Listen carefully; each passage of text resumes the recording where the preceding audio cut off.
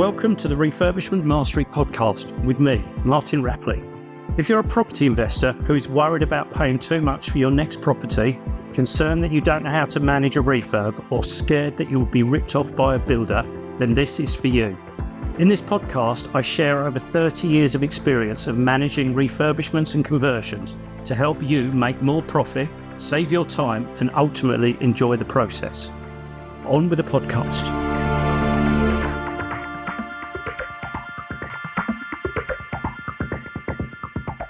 Hi there, welcome to this week's episode of the podcast, where I'm going to spend a little bit of time going over some quickfire questions that have been raised by my community in the past, some topics that I think will give you some really good value without me spending a whole podcast episode on one particular topic.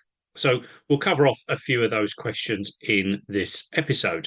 The first question is from one of my members who says that they have an 8-bedroom HMO that requires a rewire and a new fire alarm. Now, the electrician is quoting for the job. They've quoted a figure of about £10,000 or so. But the key thing is they've requested a payment of £2,500 in advance for the materials. So that's effectively somewhere in the region of 25%, £2,500 in advance of the works actually starting. And the question is this normal in your view? And if not, would you be happy to pay in advance for a new electrical rewire and a fire alarm system for an HMO? So this is actually a question that I get asked quite a bit in one format or another, particularly when I'm at networking meetings. As it happens, it seems to come up quite a lot when I'm presenting things at networking meetings, because I believe a lot of builders and contractors are actually asking for payments in advance, whether it's for a small element of the work, as we've got here, just the electrical and fire alarm work, or whether it's actually the whole project that's being asked for a payment in advance. And I think there's a number of reasons that this comes about, but there's also some things that obviously you need to consider if you are making any payment in advance for yourself. And the first thing I'd suggest that you consider is the amount of money being requested more than you can reasonably afford to lose? Because there is always a chance that the builder, the tradesman in this situation, disappear with your money and you never see it again. So you should really come at it from that perspective. And on that basis, you may immediately say, I'm not happy with the amount that I'm being asked to pay in advance. Now, the second thing about making a payment in advance is really, what is that money going to go towards? Is it going towards the materials for this project, as is suggested in this question, or is it actually going towards finishing off the last job because they've run out of money on that one and they need some money to finish that job off? And then, of course, where does the money come from to finish off your job? And what you'll find, particularly with some of the less organised builders, is that's actually how they're running. They're running continually a negative cash flow, effectively, to a point where they've got to keep ploughing money in the front end to finish off the last project. And you do not want to be involved with working with projects like that. Now, in this situation, could it be that the electrician needs to buy some materials? Well, certainly some materials are going to be needed for this project, but would an electrician be expected to have trade accounts? Absolutely. And then if the electrician can't get trade accounts for a few £1,000s worth of materials, which, by the way, they probably don't need to buy the whole lot in one go, the materials they'd need to buy for this project in the early stage would only be wiring. And wiring, you can get a huge amount of wiring for £2,500. The expensive part of rewiring a property and putting in a fire alarm is the fire alarm panel itself, the consumer unit, some of the switches and things like that, but it's not the cabling. So this feels to me as though the electrician is trying to front load the payments, possibly to finish off another project, but possibly also because for some reason they believe that they are going to struggle to be paid for this particular job. And this is why I would always encourage anyone to come across to builders and tradesmen as credible. And the way to come across as credible is with a basic knowledge of what you want. And you don't need to be an expert in this case on rewiring a property, but some kind of written schedule of what you want them to do rather than rewire my property and put in a fire alarm. It might be a bit more detail on the fire alarm, particularly relating to an HMO installation where we've normally got a minimum requirement on a fire alarm. There may be some additional electric works in part of the rewire. You may want some additional sockets. You may want some sockets relocated. You might want some lights changed or something like that. So put together a small schedule of works. Obviously, on a full refurbishment, that's a much bigger process. And demonstrate to the builders and the tradesmen that you are credible. And what you'll find is some of them at that point will immediately not expect any kind of advance payment. Maybe if builders are busy, they might request a deposit, but I would think a deposit is probably no more than £1,000. Certainly not £2,500, and in this case, certainly not 25% of the actual cost of the works. And then finally, on this question, the other thing to say is if you're not happy paying anything in advance, then tell the builder, tell the tradesman you're not happy. And realistically, this is why you need multiple prices for your projects, because it could be that the most competitive price is looking for a significant sum in advance, which could be a risk amount, an amount that's beyond what you consider you're able to sustain losing. In which case, you might say, well, actually, I'm not going to go with the cheapest contractor because I don't like their payment terms. I'm going to go with the next cheapest contractor. I'm going to pay a little bit more money, but I notice they don't want anything in advance. So that reduces my risk. And this comes back to this whole thing that if you have got multiple prices for your project, be it an element of the project as we've got here or the whole project, then you've got choice. And if you don't like one builder or one tradesman's proposal, which is all we've got here in this case here, then we can go to another proposal. And just to finish off this little section, let me tell you, for the projects I have done for myself, I have never, ever paid a deposit in advance for any kind of project. So it's perfectly possible, but come across as credible. Tell the builders and tradesmen you're not expecting to pay a deposit in advance. Tell them if they want a deposit in advance, they shouldn't be pricing this project. Demonstrate your credibility. Give them every opportunity to give you, or every opportunity to give you a good price without the deposit. And if they believe that's going to, for some reason, increase their price, then there'll be another builder along who won't increase their price, in which case builders will lose the work if they believe they need to add something on. So just give them that opportunity if that's how they want to operate. But always talk to multiple builders, multiple tradesmen, so that you have got other options and you're not forced to pay a deposit in advance. So there we go. That's the first question. The second question for this episode is I have actually, I'm just going to change the context of this question because it came in a slightly different context. But effectively, I was being asked for a template for a JCT contract. So could I send someone a template for a JCT contract? Now, that in itself might sound like a fairly simple question, but genuinely, I can't send you a JCT contract as a template because I don't have any incomplete JCT contracts. I've got multiple JCT contracts where I have been appointed as a contract administrator and carried and completed those contracts and subsequently got involved with delivering some or part of that project. But I haven't actually got a blank JCT contract. And the reason for that is if I want a blank JCT contract, I actually have to buy it. So why would I buy one and have one sitting on file just in case?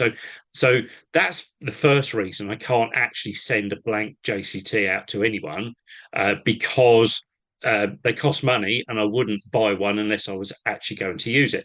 I haven't bought one for a few months actually. 140, £150, something in that order. So not even not even a small amount of money. Now, secondly, there are multiple different kinds of JCT contracts. So sending one contract is a good indication of what the JCT contracts look like, but there are lots of other types available for different kinds of projects in different environments, different sizes of projects, different complexities of projects, different ways of managing projects. And that might all start to blur for some of you now, and you might start to think, oh, well, I don't really know what kind of contract I need. Well, that's going to come out in the answer to this question. Because the other thing here is that a JCT contract it has the two parties to the contract, but it actually has a third really important person named in the contract. The first party is you, called the employer. The second party is your builder, who's actually called the contractor. But there is a person that needs to kind of sit between those two parties, and that person is called the contract administrator. And the contract administrator's job is to ensure that both parties actually understand what they're committing to and follow the rules that have been set out within the contract. And realistically, it's your contract administrator that you appoint for your project that should help you or guide you into the right form of contract for your particular project, and will then actually complete that contract on your behalf and ensure that you and your building contractor are effectively on the same page, understand what what each party are committing to.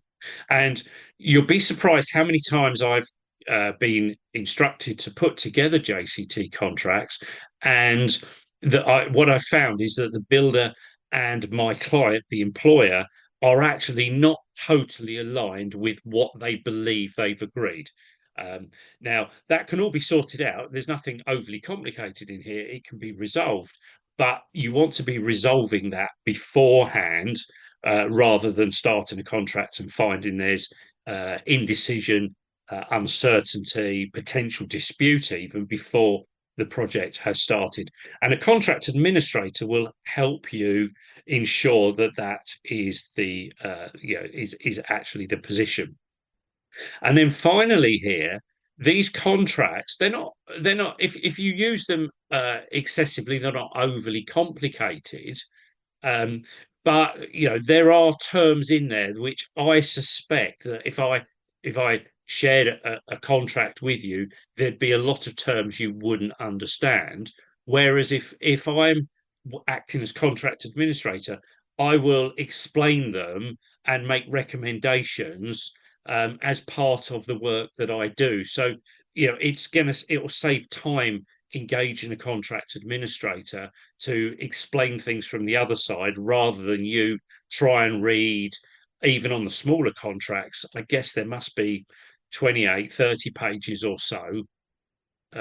You could plow through all of that and try and understand it all, or you could have a contract administrator explain to you, how things apply with your project and the important elements of that particular contract document. So that's the reason I can't share a contract. I don't have a blank one, but ultimately you shouldn't really need to see a template of a JCT contract. You should really engage a contract administrator that will help you put together that contract.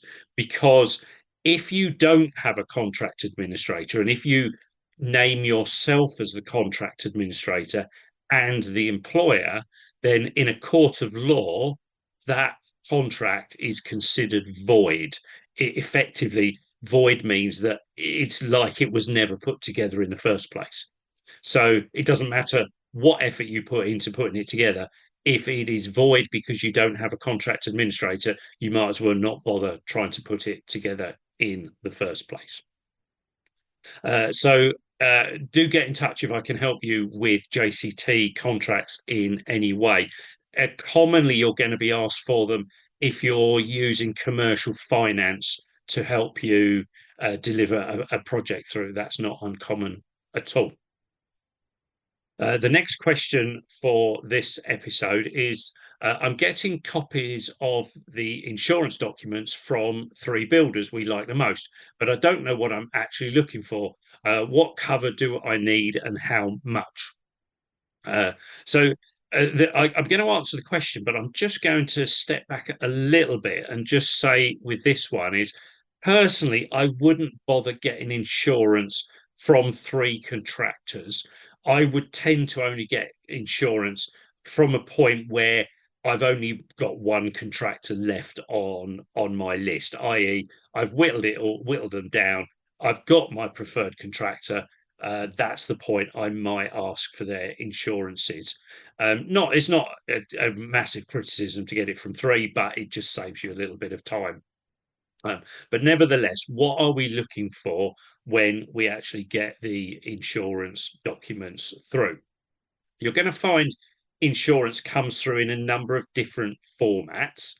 Um, First of all, you're going to find the bigger contractors are going to have what is probably called an all risks insurance policy. So they're pretty much the all whistles and bells type policy. That's not to say the others aren't suitable for you, but the all risks insurance policy are the policies that most of the bigger contractors are going to have. And I'll come back to that. That kind of covers everything, and that'll all come to light as we go down the tier. You're going to find huge amounts of contractors that have got contract works. In fact, most of the contractors you work with are going to have contract works insurance. Contract works insurance insures building projects. It doesn't normally name the individual project. So don't expect to see your project listed because normally contractors will take a 12-month insurance policy for carrying out building works for the next 12 months. And of course, within parameters, your project fits into that. The all risks insurance that I spoke about earlier covers all contracts, but also covers things like plant hire and loss of materials and other things beyond. Now they're good to have, but most of the smaller builders don't actually have that all risks insurance. They may have one or two bolt-ons to a contract works, whereas the bigger contractors will have all risks. Contract works is what you really need. There is another one you can have, but contract works is what you need. All risks is belt and braces, but protects the builder more than it protects you. Contract works protects you because that means if the builder's work in doing any work on your project actually affects your property, then there is insurance in place to recompense the builder to deal with whatever's happened. So let's say the builder does some building work. They go home one night. There's a leak in a pipe they've installed that floods part of the property. The ceilings fall down downstairs. Then the builder can claim on their insurance to put those ceilings back up and any other associated costs. Some builders won't bother claiming on their insurance; they'll just get on and do the work. But the provision is there if they want to do that. And the worst case scenario for you is one day before the project is finished, the whole thing burns down. At that point, the builders spent all of their money. You've paid out quite a lot of money, not necessarily all of it, and you've now got no building at all. And that's really the worst case scenario as far as an insurance claim would go, when you need to know that the builder has actually got insurance.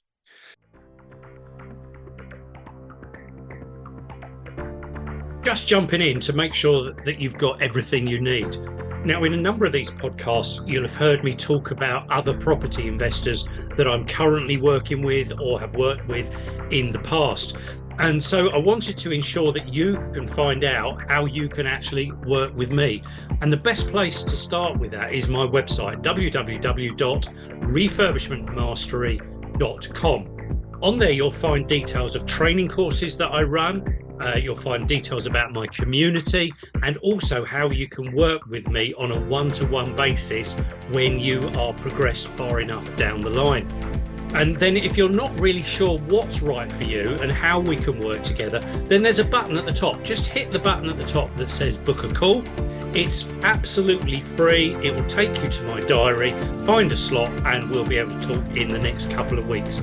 Remember, the website is refurbishmentmastery.com. I really look forward to helping you with a successful delivery of all of your projects. Now back to the podcast.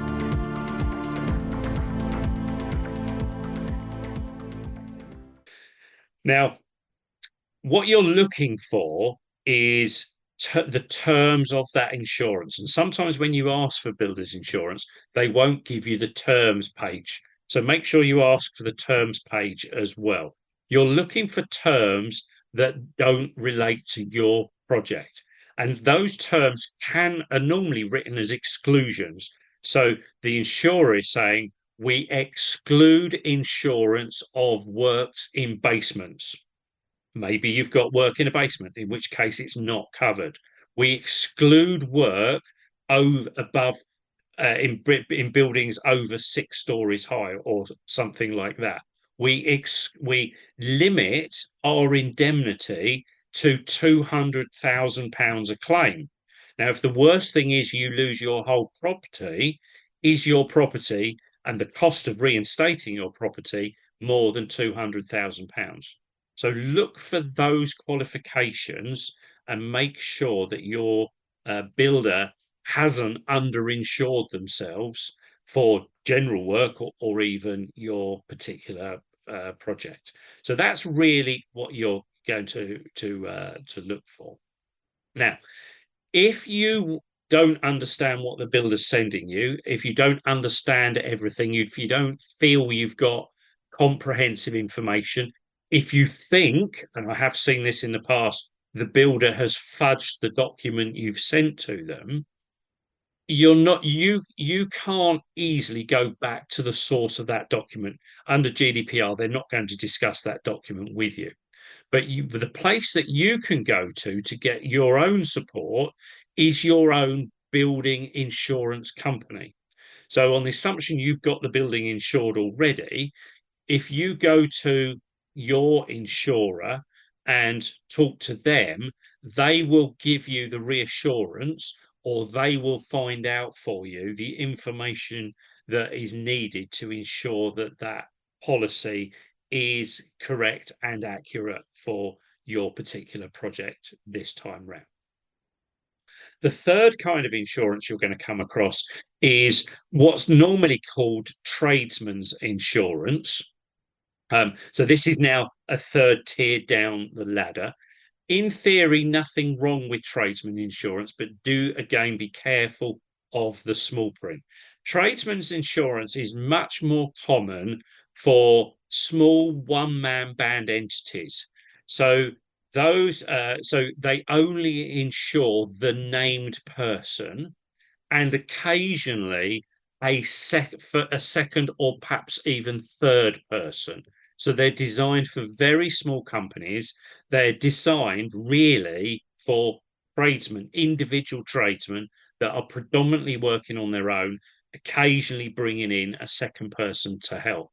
So you're more likely to find them with handyman type tradesmen and And some of the individual tradesmen that work for general builders will have them as well, but you may not come across them that often now. I think they're starting to be phased out because more builders are operating as contractors, yeah, as as general builders rather than individual tradesmen now. I think those kinds of policies are starting to phase out. But even more so, do double check the terms and conditions again, because I've seen general builders operating or trying to operate on tradesmen's policies where there is a maximum of two people allowed on a project at any one time.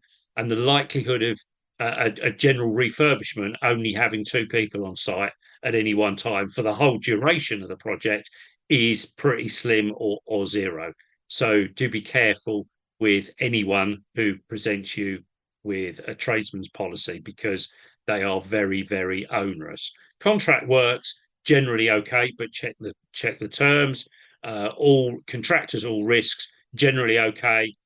More belt and braces and more coverage for the builder. Again, check the terms though. Make sure that there aren't any exclusions, particularly if you are working in non-standard situations or if you're working in very high value properties where the reinstatement cost can be particularly high. And then on to the final question that I'm going to cover in this episode. Please, could you outline how I go about applying for additional utility supplies for my development? So we're bringing in here additional supplies because we're creating additional flats. So we've got an existing unit, we're splitting it up and creating additional flats. So as a minimum, we're going to need some additional water supplies and some additional electric supplies. We may choose also to bring in some additional gas supplies, but most of the time with flats, we don't bother with additional gas. We may reuse the existing gas in one of the units. The other units we typically now would do with electric. So how do we bring in our additional electric and water?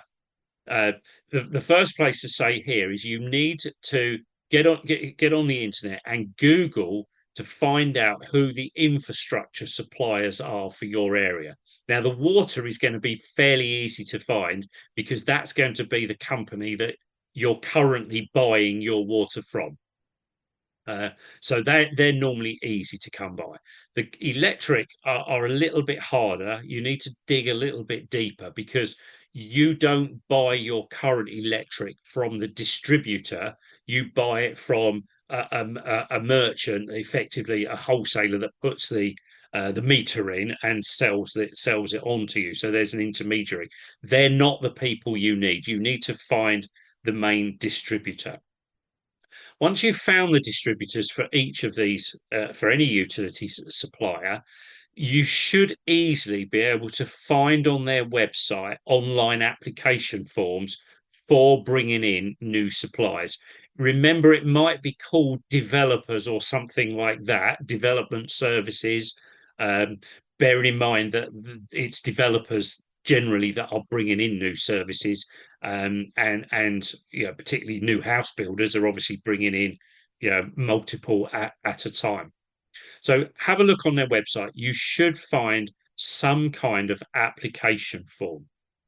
Now, don't be daunted by the application form. They might look complicated and they might feel overly complicated, but I'll give you a little angle that will help you get around the fact that they might just feel a bit daunting. Usual kind of stuff: name, address, telephone number, location of the project, full address of the project, who are they going to charge for the work, etc., etc. All reasonably straightforward. Where things might start to get a little bit more complicated is particularly with electrics and possibly sometimes with the gas, less likely for water, but you might find it with water as well. They will start to ask some technical questions. What size installation do you need? Now, the quick fix for those is to put those questions into ChatGPT or one of the other AI bits of software, and just and get that to give you the potential answers to the question. But my next tip here is, when you get a range of question answers between of the different questions, my next tip is apply for the smallest incoming main that is offered. So where it gives you some different suggestions, apply for the smallest, and I'll come back to why in a second. So if you get any technical questions, just apply for the smallest. If you're not sure what to do, make an assumption and go on the low side. And the reason here is that whatever you put on that application form, a technical surveyor will come to your property in due course and meet you and verify that what you want is actually going to be right for your particular project. So effectively, it doesn't really matter what you put on there because they will come out and verify in due course.